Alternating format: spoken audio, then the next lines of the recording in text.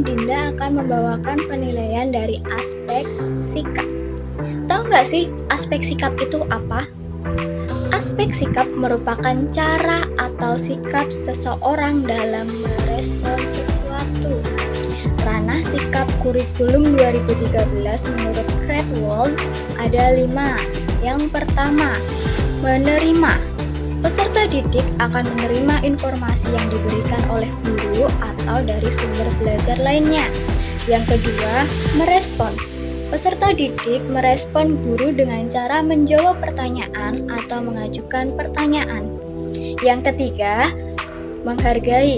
Peserta didik akan menghargai orang lain saat berbicara atau mengemukakan pendapat. Yang keempat, menghayati. Peserta didik ikut serta dalam melakukan kegiatan pembelajaran, di mana peserta didik akan mencari pembelajaran yang bermakna untuk dirinya sendiri dan lingkungannya. Yang kelima, mengamalkan. Peserta didik akan saling tolong-menolong ketika temannya mengalami kesusahan atau sering disebut dengan tutor sebaya. Selanjutnya, penilaian sikap berbasis holistik. Penilaian peserta didik secara menyeluruh dan komprehensif. Penilaian keseluruhan mencakup aspek kognitif, afektif, dan psikomotor. Sedangkan penilaian peserta didik bisa melalui observasi kelas, wawancara dengan peserta didik, dan melakukan refleksi kepada peserta didik. Untuk penilaian sikap berbasis otentik, penilaian ini dalam bentuk tugas, di mana peserta didik diminta untuk selalu aktif dalam pembelajaran, baik bertanya ataupun menjawab pertanyaan, atau bahkan membantu temannya yang sedang kesulitan. Untuk penilaian peserta didik bisa melalui observasi, wawancara, dan melakukan refleksi kepada peserta didik. Hal itu sama seperti dalam penilaian sikap berbasis holistik. Selanjutnya, penilaian sikap berbasis HOTS atau HOTS. Penilaian ini yaitu penilaian bahasa dan sastra Indonesia yang membuat sikap tenang dan berpikir kritis pada peserta didik. Peserta didik diharapkan mampu mengetahui, menerima, dan mengolah informasi yang diperoleh, kemudian dilakukannya sesuai dengan kehidupan masing-masing. Yang terakhir yaitu penilaian peserta didik meliputi struktur kesesuaian cerita, pesan moral, penggunaan kosakata dan tanda baca, serta mampu menentukan tokoh dan penokohan. Pada penilaian sikap, baik holistik, otentik, ataupun hot, peserta didik diminta untuk selalu aktif dalam suatu pembelajaran, di mana suatu pembelajaran itu melihat bagaimana siswa akan berekspresi, menyikapi semua pembelajaran atau menyikapi semua informasi yang diperolehnya, apakah sudah sesuai dengan kehidupannya ataukah belum. Jika belum sesuai atau belum bermakna bagi dirinya, maka peserta didik harus terus menggali apa saja yang membuat pembelajaran itu bermakna bagi dirinya. Sekian dari Dinda. Sampai jumpa. Instrumen penilaian Bahasa dan Sastra Indonesia SD aspek psikomotorik berbasis penilaian holistik, otentik, dan HOTS. Instrumen penilaian ini harus mencakup beberapa elemen penting yang dapat mengukur kemampuan siswa secara komprehensif. Beberapa elemen yang dapat digunakan ke dalam instrumen tersebut antara lain, yang pertama adalah kemampuan berbicara. Instrumen penilaian harus dapat mengukur kemampuan siswa dalam berbicara dengan intonasi yang tepat, kecepatan bicara yang sesuai, dan penggunaan kata-kata yang tepat. Yang kedua adalah kemampuan menyimak. Instrumen penilaian harus dapat mengukur kemampuan siswa dalam memahami isi pesan yang disampaikan oleh orang lain, serta menangkap intonasi, ekspresi wajah, dan bahasa tubuh yang digunakan. Yang ketiga adalah kemampuan membaca. Instrumen penilaian harus dapat mengukur kemampuan siswa dalam membaca teks secara cepat, tepat, dan lancar. Selain itu, instrumen penilaian juga harus mampu mengukur pemahaman siswa terhadap isi bacaan dan kemampuan mereka dalam menganalisis teks. Yang keempat adalah kemampuan menulis. Instrumen penilaian harus dapat mengukur kemampuan siswa dalam menulis dengan baik dan benar, termasuk dalam hal ejaan, tata bahasa, struktur kalimat, dan penggunaan kata-kata yang tepat. Yang kelima, kemampuan berpikir kritis. Instrumen penilaian harus dapat mengukur kemampuan siswa dalam berpikir kritis dan menganalisis informasi yang diberikan. Yang keenam, kemampuan berpikir kreatif. Instrumen penilaian harus dapat mengukur kemampuan siswa dalam berpikir kreatif dan membuat ide-ide baru yang inovatif. Yang ketujuh, kemampuan berkolaborasi. Instrumen penilaian harus dapat mengukur kemampuan siswa dalam bekerja sama dengan orang lain dalam menyelesaikan tugasnya. Dan yang terakhir adalah kemampuan berkomunikasi. Instrumen penilaian harus dapat mengukur kemampuan siswa dalam berkomunikasi dengan baik dan efektif dengan orang lain.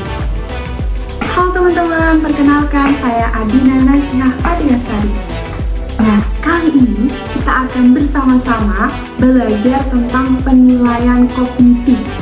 Pasti teman-teman udah paham nih apa itu penilaian kognitif. Iya, betul. Penilaian kognitif adalah penilaian pada ranah pengetahuan. Nah, tapi pada kali ini agak sedikit berbeda nih teman-teman. Jadi, kita akan belajar bersama-sama penilaian aspek kognitif berbasis holistik, otentik, dan HOTS. Oke, kita ke yang pertama yaitu penilaian aspek kognitif berbasis holistik. Jadi, pada pembelajaran bahasa Indonesia aspek kognitif berbasis holistik ini adalah sebuah metode penilaian dengan menggabungkan berbagai aspek kognitif siswa dalam mengevaluasi terkait dengan materi bahasa Indonesia. Jadi ada penggabungan aspek kognitif seperti itu. Nah, pada penilaian ini, jadi secara keseluruhan perkembangan siswa tidak terfokus pada hasil akhir atau hasil ujian saja.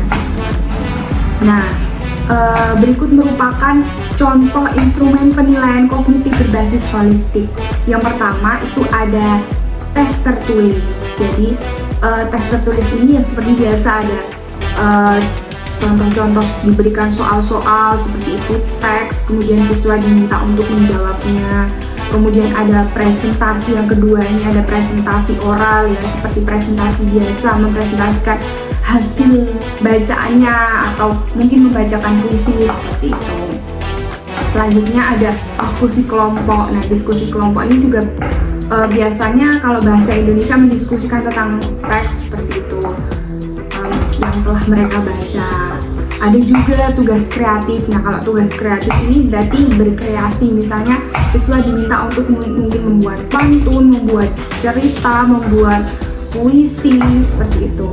Nah, pada penilaian aspek kognitif berbasis holistik ini, di sini penggabungan antara misalnya ada tes tertulis, kemudian gabung dengan presentasi kayak gitu. Jadi tidak hanya tes tertulis saja, tidak hanya hasil akhir saja. Di sini prosesnya itu juga dinilai. Jadi ada beberapa ini jenis penilaian seperti itu, teman-teman. Nah, kemudian kita ke langkah pembuatan penilaiannya. Yang pertama tentunya kita harus menentukan kompetensi dasar dan materi atau subtemanya mau yang mana dulu kayak gitu. Kita tentukan dulu mau mana yang akan kita nilai seperti itu. Selanjutnya kita menentukan kisi-kisi dari penilaian tersebut. Nah, apa saja untuk penilaian holistik itu kita buat kisi-kisinya.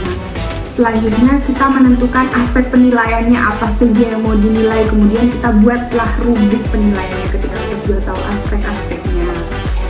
Nah, ini ada contoh penilaian holistik.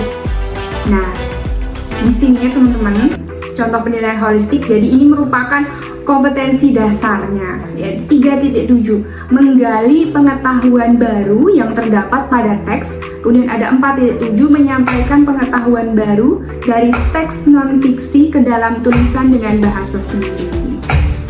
Nah, penilaian holistik yang digunakan yaitu di sini ada diskusi kelompok dan presentasi oral. Jadi tidak hanya menggunakan hasil akhir saja, tapi kita juga menggunakan prosesnya yaitu diskusi kelompok dan presentasi oral. Jadi di sini saya memberi contoh dalam memberi penilaian, guru menggabungkan berbagai aspek kognitif siswa. Ini merupakan ciri dari penilaian holistik, teman-teman. Nah, pada penilaian jenis ini tentunya disediakan suatu teks bacaan untuk sesi diskusi dan presentasi itu tadi. Nah, berikut merupakan contoh bacaan sekaligus contoh penugasannya seperti apa. Nah, ini dia contoh teks bacaannya. Jadi ada teks dengan judul Suku Bangsa di Indonesia. Kemudian ini ada juga tugasnya. Ini tugasnya. Jadi nanti siswa diminta untuk membaca terlebih dahulu, kemudian diminta untuk berdiskusi. Nah, berdiskusi tentang apa ya? Berdiskusi tentang yang pertama, yaitu mendiskusikan kata-kata sulit, kemudian dicari maknanya. Gitu. Selanjutnya berdiskusi tentang pokok pikiran dari suatu paragraf dari teks yang sudah dibaca tadi. Nah, kalau mereka sudah membaca, sudah berdiskusi, kemudian ini pada bagian presentasi oral. Nah, jadi kita ajak siswa untuk bercerita. Nah, ceritakan hasil diskusi kelompokmu, bandingkan dengan hasil diskusi kelompok lain, apakah ada perbedaan. Nah, jadi sini ada 3 kegiatan.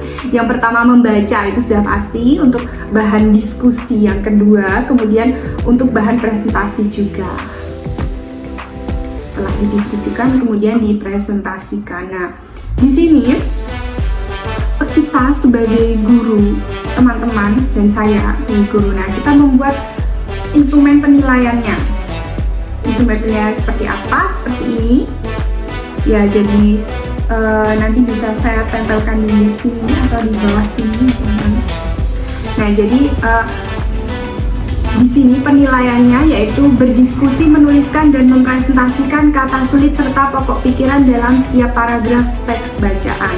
Kita tulis identitasnya dulu, kita tulis bentuk penilaiannya apa, tes, kemudian instrumen penilaiannya rubrik, kemudian ada ini dari KD yang mana, KD Bahasa Indonesia 3.7 dan 4.7. Nah, setelah itu kita buat rubrik penilaiannya. Tadi kan kita menilai bermacam-macam tuh. Nah, kita tentunya tidak lupa untuk membuat rubriknya apa saja yang akan untuk sebagai pedoman kita dalam menilai tadi. Nah, di sini saya menggunakan aspek yang pertama, mengidentifikasi pengertian kata-kata sulit dalam teks. Di sini ada poin 1 sampai 4 atau 4 sampai 1 maksudnya. Di sini sudah ada keterangan-keterangannya, kalau dapat poin 1 bagaimana, 2 bagaimana, 3 bagaimana, 4 bagaimana. Kemudian di aspek lain, keterampilan berbicara tadi, presentasi tadi, itu kalau poin 4 bagaimana, 3 bagaimana, 2 bagaimana, 1 bagaimana, nah itu. Kemudian tidak lupa pada keaktifan berdiskusi, jadi diskusinya ini juga dinilai. Nah, diberi poin 4 kalau bagaimana, 3 bagaimana, 2, 1 dan seterusnya. Ada lagi keterampilan menyusun pokok pikiran, ini juga dinilai, termasuk kognitifnya ini dinilai dalam setiap paragraf dengan runtut dengan ejaan yang tepat. Nah, seperti apa? Kalau dapat poin 4, dapat poin 3, itu kita harus tentukan, teman-teman. Kita tentukan rubriknya. Nah, ketika kita sudah menilai siswa sedemikian rupa dari 4 aspek itu tadi, yang merupakan ciri penilaian holistik itu tadi, nah, kemudian bagaimana untuk menentukan nilai akhirnya? Nah, nilai akhirnya kita bisa menggunakan rumus penentuan nilai akhir.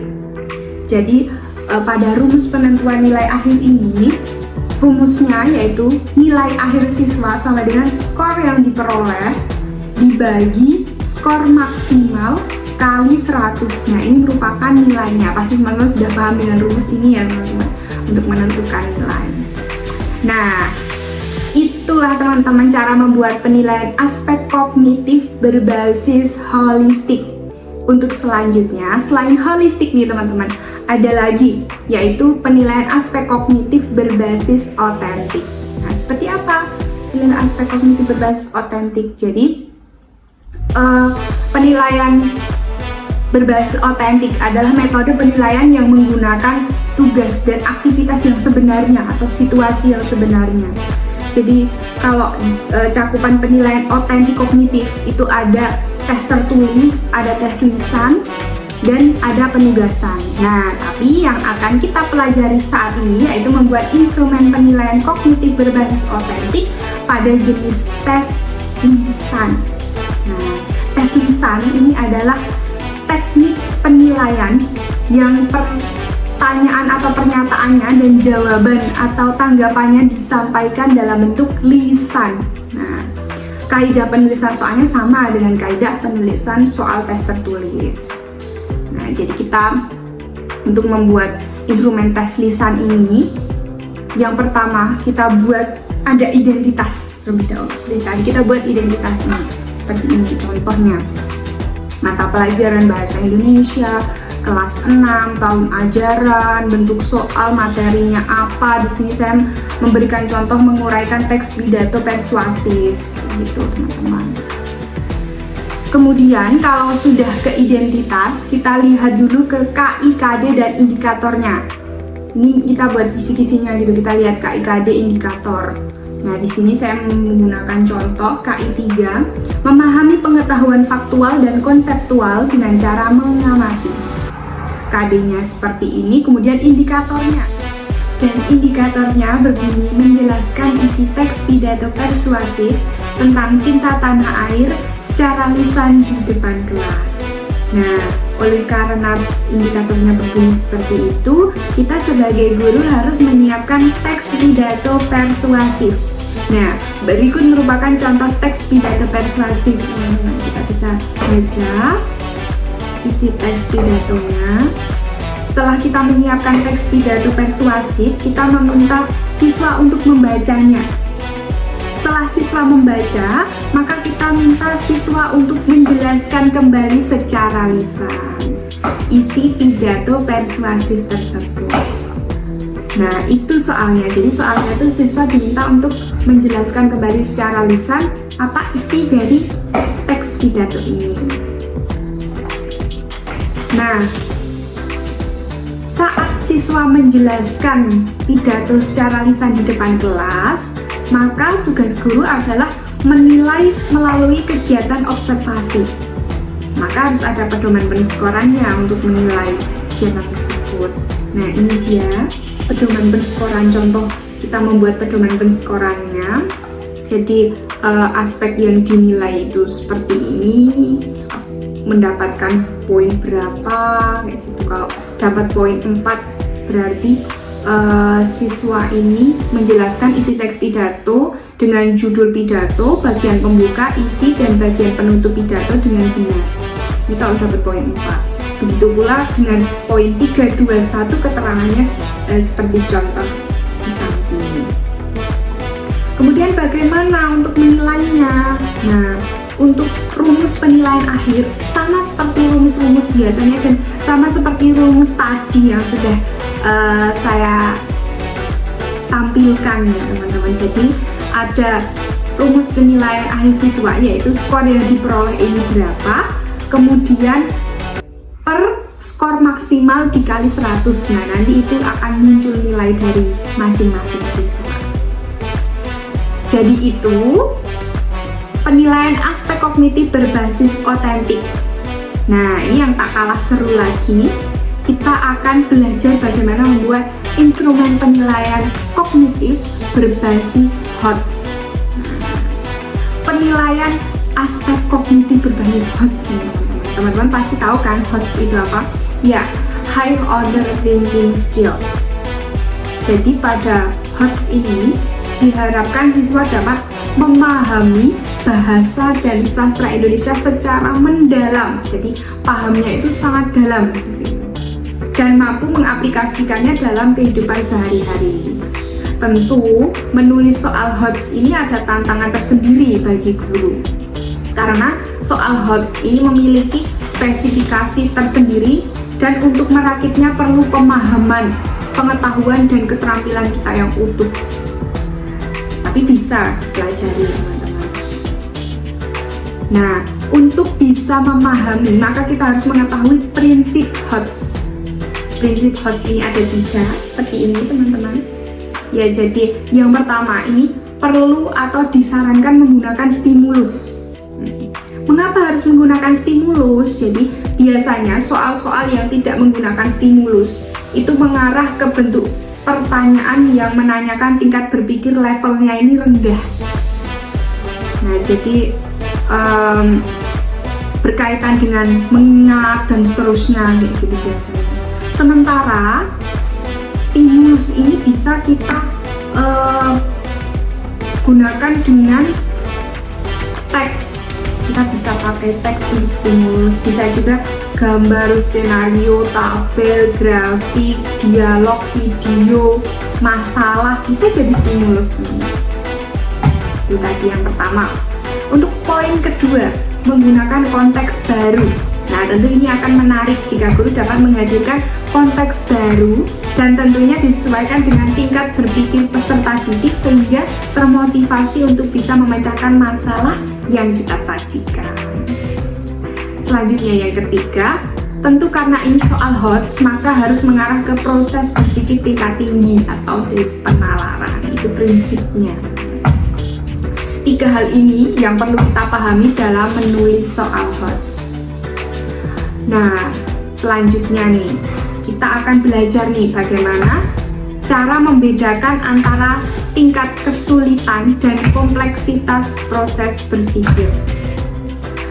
Jadi, yang ini teman-teman kita bisa perhatikan, yang bagian vertikal ini merupakan proses berpikir, dan yang horizontal ini tingkat kesulitan. Misalnya, proses berpikir mengingat. Ini ada tingkat kesulitannya mudah dan sulit. Padahal hanya mengingat, tapi ini juga bisa sebenarnya dibuat sulit kayak gitu. Nah, misalnya untuk yang mudah, kita beri pertanyaan, siapakah nama Presiden pertama Republik Indonesia? Ini langsung, Soekarno, kayak gitu.